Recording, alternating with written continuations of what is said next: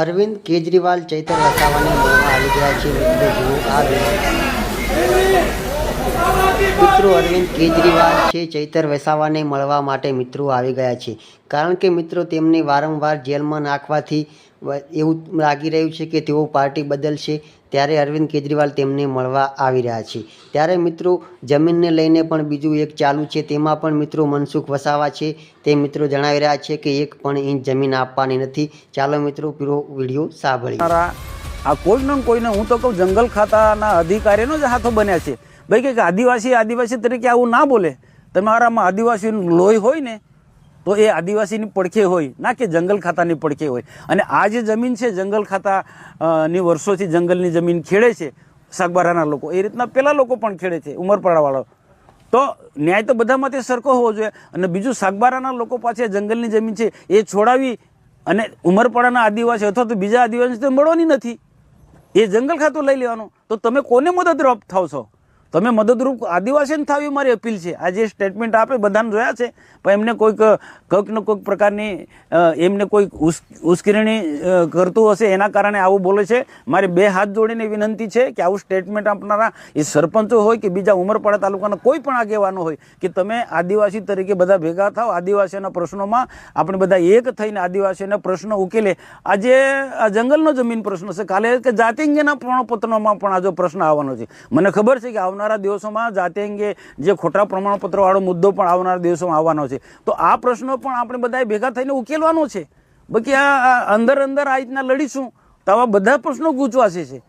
તો આવું જ સ્ટેટમેન્ટ આપનારા ઉમરપાડા તાલુકા હોય કે સુરત જિલ્લાના બધા જ લોકોને મારે નમ્ર વિનંતી છે કે તમે સાગબારા તાલુકાના જે ખેડૂતો જે છે 20 વર્ષથી જંગલની જમીન ખેડે છે એને મદદરૂપ થાવ. અને બીજા રાજકીય આગેવાનો પણ એમને અપીલ છે કે ભાઈ આને રાજકીય મુદ્દાથી નહીં જોવો અને એને આમને મદદરૂપ થાવ. અને આમના માટે જ્યાં પણ તમારે ભલામણ કરવાની હોય એમને ભલામણ કરો. અને જે બીજા કોઈક પણ જે ભાજપવાળા હોય, કોંગ્રેસવાળા હોય કે આમ આદમી પાર્ટીના બધા જ નેતાને મારી અપીલ છે, કોઈનું નામ નથી લેતો, કે આ આદિવાસી જે સમાજ છે સાગબારા તાલુકાનો એ 10-12 ગામો છે, એક બે ગામ નથી. હું તો કે એક જ વ્યક્તિ કેમ હતો?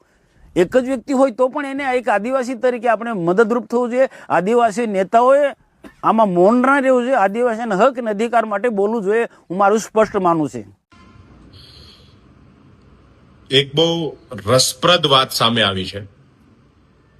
નર્મદામાં વનકર્મીઓ કે જે વન વિભાગના કર્મચારીઓ છે એમની દાદાગીરી હમણાં સામે આવી છે. ભાજપના સાંસદ મનસુખ વસાવા સાથે વાતચીત દરમિયાન જે ગાળાગાળી વનકર્મીઓએ કરી છે એ પ્રમાણ છે કે આ વનકર્મીઓની હિંમત કેટલી છે. આ વાતથી એક વાત ચોક્કસ સાબિત થાય છે કે આદિવાસી વિસ્તારની અંદર વનકર્મીઓ જે છે એની સામાન્ય લોકો સાથે જે એમનું બિહેવિયર છે, જે વર્તન છે એ લગભગ હદ વટાવી જાય એવું હશે. ચેતરભાઈએ આદિવાસીઓને વનકર્મીઓની સામે, વન વિભાગની સામે અનેક લડાઈઓ લડી અને એટલા માટે આજે આ ઘટનાથી એક વાત ચોક્કસ સાબિત થાય કે ચેતરભાઈ ઉપર જે કેસ કરવામાં આવ્યો છે એ કેસ તદ્દન ખોટો હશે અને ચેતરભાઈ જે છે એ સાચા હશે વાતની અંદર. અને એટલા માટે આજે વિપક્ષની અંદર અવાજ ઉપાડવા બદલ સરકારે ચેતરભાઈને જેલમાં નાખ્યા છે. આ લડાઈ માત્ર ને માત્ર ભાજપની સામેની નથી, આ લડાઈ ભાજપની માનસિકતા સામેની છે. અને મનસુખભાઈને પણ વિનંતી કરીએ કે ગાળો ન ખાવી હોય તો આ ભારતીય જનતા પાર્ટી છોડી દો અને આદિવાસીઓના સમર્થનમાં, આદિવાસીઓના હક અધિકાર માટેની લડાઈ લડવા આવો. ચેતર વસાવા બનવાની કોશિશ કરો. ભારતીય જનતા પાર્ટીમાં રહી અને આદિવાસીઓનું ભલું થવાનું નથી.